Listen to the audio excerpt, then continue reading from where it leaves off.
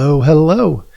Welcome to Healthy Perspectives, a podcast that takes on current cultural and social issues through a clinical lens.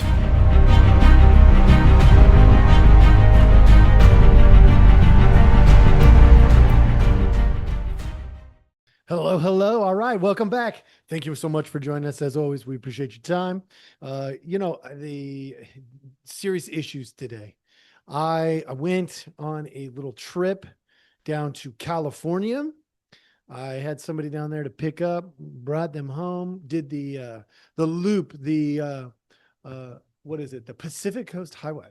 Beautiful, beautiful trip into California. Listen to me. I'm talking about California and I'm talking about how beautiful it is. But let me get right into the tip of the day. Let a sleeping dog lie. I'll explain. As beautiful as California was, if I lived anywhere outside of the metropolises, I'm talking about the LA, the San Francisco, the big cities, and primarily those two, for whatever reason. Sacramento doesn't seem to have nearly as much of a problem. San Diego doesn't have nearly as much of a problem, which is interesting, but hang with me. I would probably, if I lived outside of those and I was still in California, I would probably try to find some way to split the state up differently. Let's just put a little pocket around LA, a little pocket around San Francisco, and they are different there. The reason that I say that is because these riots that have been going on, and that's what they are. I'm not gonna sugarcoat it. They may have started off as protests, but factually, what they are now is riots. Is it the same riots that we saw in the 90s? No. But is it moving in that direction? To some degree, yes. And they're wrong. They're just wrong. Straight up, they're wrong. California may be a beautiful state, but it's full of really unintelligent people, frankly. Why? Assume for a moment that Donald Trump is psychotic, crazy man. Okay. Because I know there are people out there who think that, but let's assume that that's the reality. Donald Trump has been paying attention to illegal immigration, tariffs, Russia, the big, beautiful bill, Elon. He has had a lot of things on his mind. Why, as a city or a state, if he's crazy, would you want to draw his attention to you? He's got plenty of other things to look at. There's only one explanation for that. You're being stupid. When I know somebody is crazy, look, I'm a counselor. I'm a mental health provider. When I know somebody is crazy, I don't poke the bear to see what kind of crazy can come out, because that's stupid. And I'm not stupid. No, what I would do is I would gently sort of, meander around it and just say, hey, I'm here. I'm not a threat. I'm not a threat. Just let me check it out. Let me see what's going on. Let's say he's not crazy. Well, then you're being extra stupid. Okay, so your only options here in California with these riots are either you're stupid or extra stupid. All right, you pick. But there is no other potential solution that I can see here. Or option on the table. You're either stupid or extra stupid. Now, I do think that California is a beautiful state. Question is, as a culture, how do you correct this path? Well, first, we have to take a look at what actually exists. And I told you, I am not going to sugarcoat things. Not at all. Not interested in playing that kind of dumb game. So I put into my little search engine. So those of you following on Rumble or YouTube, you will be able to see this. I literally put in images of riots today, 2025. And let's show you what I got. I got clouds of black smoke, things burning in streets, some sign about ICE. We have cars on fire. There's a picture here with an American flag and some guy in a hat. I don't know what that's about, but that was super different than the rest so far. So cool. Yeah, we've got, it looks like tear gas, rocks all over the middle of the street is what it looks like in some of them. People in the middle of the highways. We have more cars burning. We have the Mexican flag. We have what looks like the Mexican flag and the Palestinian flag or Israeli flag. We have, what do we have? We have people being carried out. We have Gavin Newsom, who is threatening to sue Donald Trump for. Oh, by the way, oh, good point. I'm glad I got to that. So let me distract myself for a second. So all of these people are irritated with the implementation of sitting in the military. But let me go back and remind you all of a fact. A fact. Whether you like it or not, it's a fact. Okay. I'm going to give you the fact. Before January 6th and that quote unquote insurrection that some people call it, which it wasn't. Was it potentially maybe a bit of a riot like what we're seeing here? Yeah, but not to this scale, not even close to this scale. But set that aside. Going back to January 6th, the J6 stuff, we had a president at the time, Donald Trump, who offered National Guard support. And the speaker declined the help. That's a fact, whether you like it or not. I believe it was Nancy Pelosi. And what happened was there was no National Guard there. So, in this particular situation down in LA right now, what we have is he sent in, it looks like the National Guard or the military. And what did we end up with? What did we end up with? We ended up with people being pissed off because he sent in the military. But let's put this in perspective. Whether you think he's crazy or not, he learns from mistakes. He did not insist that the National Guard be present on J6. But this time around, he is insisting that the Guard, the military, be present. I don't know about you, but that to me says somebody is paying attention to the choices that they're making, and they're intentionally making different choices when the other choices didn't work. I think that sounds pretty good and reasonable, because if we do something and it doesn't work, why would we repeat it? And he offered the National Guard, but didn't insist on the National Guard in DC during the J6 stuff. Well, now he's saying, nope, not even going to wait. Just send them in. Great. That's learning. That's growth. Okay, set that back aside. We're going to go back to those images that I had up for you earlier for those of you who are following along. And let's take a look at more.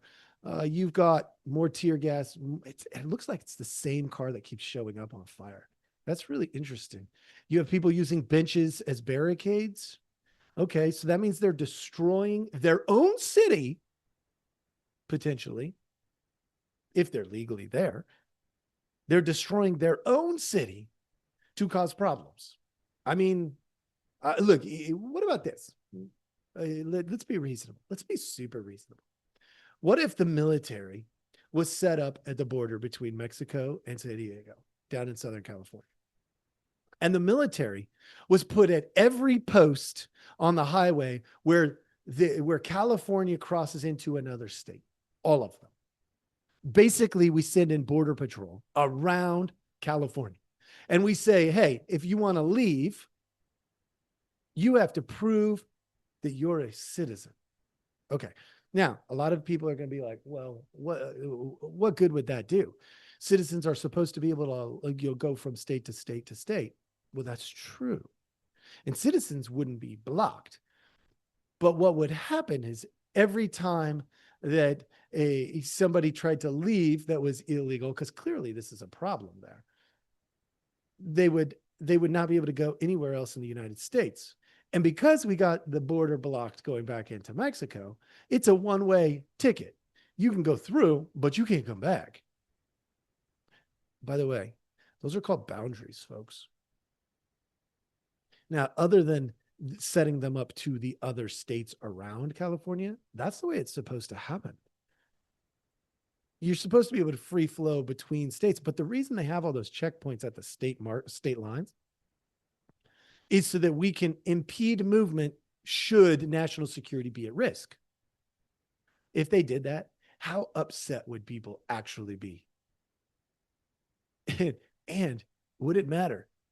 Would LA and California just burn itself down? Would it just would literally would it just become complete anarchy and people would die? Maybe. I don't know. But it's an interesting thought. Look, we have to think outside the norm, because these are not people who have normal responses. The fires, trying to break through a police line, standing on cars where there's flames and smoke everywhere, which, by the way, there's plenty of smog in LA anyway, so why would you want to do that? But whatever. Not only that, but last week when I was there, it was like 100 degrees. But hey, you want to stand around shirtless holding a flag that's not in the United States in the United States and pretend you're a tough guy? Okay. I mean, that's a choice, but then the consequence would be yours. Okay. Going through this more, and that's looks like an actual protest, a real life, reasonable protest picture. I'm gonna make that a little bigger. I want to see it. That actually looks like a real life protest picture. What? That's not terrible. That's not terrible. If that's the way a protest went, folks, for those of you who are following along, you'd see that. There's a group of people standing outside, in Orange County, probably some county building or something of that nature. And yeah, the real life, that's what a protest ought to look like. Not this fire and smoke and people attacking other people and walking down the middle of streets. And, that's just chaos. That's rioting. That is straight up rioting. Okay. So we've seen some of the images. I just wanted to go through and do a quick, like right here. Let's just check it out as we speak. I love it when protesters show up with gas masks, which I just saw at the very, very end, because what does that mean? What does it mean? It means, folks, that they are prepared for the probability that they're going to create enough chaos to get gassed. If that's not unintelligent, I don't know what is. I mean, some might say it's intelligent, but that means you're going into it with the perspective of, I want to cause problems, which frankly is not necessary. Trump was busy. And if he is absolutely crazy, if Trump derangement syndrome is not real, if that's just some made up fallacy, which it's not, but let's say that it was, okay? Let's say that it's a made up fallacy. By the way, I'm not a huge Trump supporter, frankly. I am about law and order. I am about a lot of things. But there's parts of Trump's life that are not very appealing to a lot of folks, and I get why. But let's be reasonable. If we really want to be smart, we're not drawing the attention of Donald Trump to your state, but California does. So what do? Look, I'm outside of California, but California is part of the 50 United States of America. So unfortunately, as things escalate up, the response ought to be get more of the people who are bad people, unhealthy people, unethical people, breaking the laws kind of people, locked up and or sent away. Don't draw the attention, and maybe you'd get a different outcome. But these are not reasonable people, folks. And if you can't see that, I got to tell you, you got your head so far in the sand It's really sad and unfortunate. Now, as a counselor, I'm going to tell you also on a separate side of this, I am always for humane approaches whenever it is possible. I would never encourage an extreme response to an ordinary situation. I've done podcasts on that in the past. It's not healthy. I would not do an extreme response to an ordinary situation. Unfortunately, folks, this is an extreme situation now. Why? People are burning stuff up in the middle of the highways and the streets. They're getting worse instead of better. That's not an ordinary situation anymore. And when you encounter an extreme situation, an extraordinary situation, as I've called it in past podcasts, you can't come in with a reasonable, normal kind of response. You have to come in with an extraordinary response. And that is going to probably create an escalation of emotion, unfortunately. But in a wartime, which, by the way, for those of you who don't know or don't remember, I served in the military. In a wartime, when you end up with an extraordinary situation, you don't come in at it with an ordinary response. You come out with an extraordinary response. If you end up in an ambush, an ordinary response would be to run away. An extraordinary response would be to run at it. And as dumb as it sounds, usually the only way to survive something that extraordinary is to do the extraordinary response and run at it, not away from it. So what we have here is probably going to be on the news for days. I wanted to give you my take. Let's talk about the psychology and the sociology of the aftermath real quick before I let you go. In the aftermath of this situation, there are going to be people, bystanders, innocent bystanders, who did not want to participate, but had their stuff stolen, broken, lit on fire. Maybe they got harmed even in the process. They had to go to work. Maybe there's people that couldn't get to work because of this situation. And now they got paycheck issues and they got all there's going to be a fair amount of additional chaos caused by this that is often swept under the rug. I don't think that's a good idea to not pay attention to that. We ought to pay attention to the humane side of this. There are going to be people unnecessarily affected. And you might say, well, they chose to live there. Yeah, they did. And in this world, oftentimes, even in the United States, one of the wealthiest countries in the world, we don't always choose where we live as if we had millions of dollars to move anywhere we wanted. A lot of people that might be getting caught up in this may not know any place but there. That's where they grew up. That's what they know. They didn't want to be part of this. They don't like this, but they're caught up in it because of proximity. They live there. They're going to probably get lumped in with this, but I would encourage you not to lump them in. Let the bad guys be the bad guys. Tease it all out. Find the bad guys. Leave the others alone. They are our people. When something bad happens, you don't go after all of them. You go after the ones causing the problems. Okay. In the aftermath of this, something else you might notice is there's going to be most likely down the road, there's going to be a request. There's going to be a request to help rebuild this part of the city that's being destroyed. There's going to be insurance requests. There's going to be all kinds of stuff. And frankly, anybody who's participating in it, the answer should be no. Heck no, you don't get any help. The city did not ask for the help. So in terms of the rebuild, when they come along to the table to say, well, help us with this now, the answer ought to be from the federal government. No, that's not where the tax dollars for the country should go. You caused this problem by not managing your own city, your own state. Sorry, sucks for you.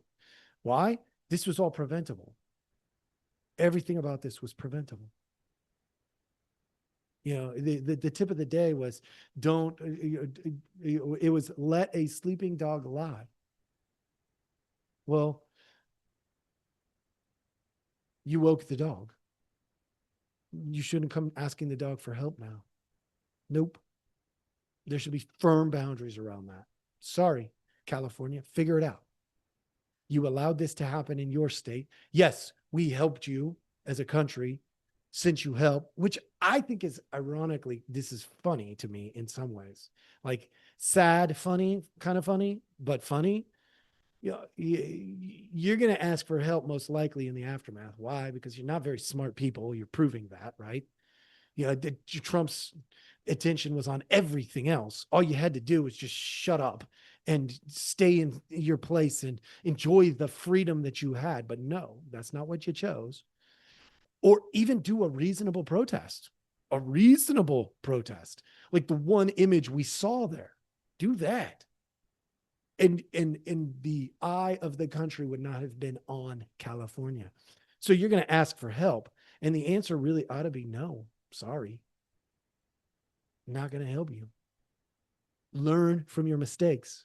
Don't allow this kind of activity in your places. And how do you not allow it? Well, it's easy. You set up parameters around the protesting process, which, by the way, there already are, and they're already in state law. They're already in federal law. They exist. You don't have to create anything new. Just enforce them. And once you do that, this stuff stops. It stops because people don't want to pay that kind of price. In the aftermath of this, I want to have empathy and love for the people who got into this without asking. They're not involved. And boundaries still exist. I hope this was helpful. This was my take. I was a little stronger on this one maybe than in some others. But what I'm seeing there is just absolutely insane. And, for those of you who want to blame it on Donald Trump or whatever, great, do your thing. But at the end of the day, this is a state issue. This belongs in California. It's not happening in my state. It's not happening in the other states that I drove through. And it shouldn't happen. It's an unnecessary way of going about business, because people who break the law, there should be some accountability. Or what's the point of having the law? Thank you so much. Those boundaries matter. I hope you enjoyed this. I hope this was helpful, and we'll see you next time.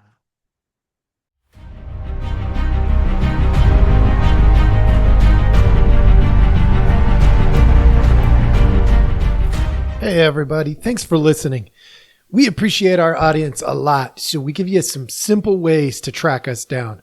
Please like, subscribe, and follow all the podcasts on different platforms, but you can also email us at healthyperspectives@protonmail.com, or you can check out our website at healthy-perspectives.com/podcast. It's a backward slash. So if you want to go to our landing page, if you go to healthy-perspectives.com, you'll still find us. You just got to click on the podcast button. Thank you so much.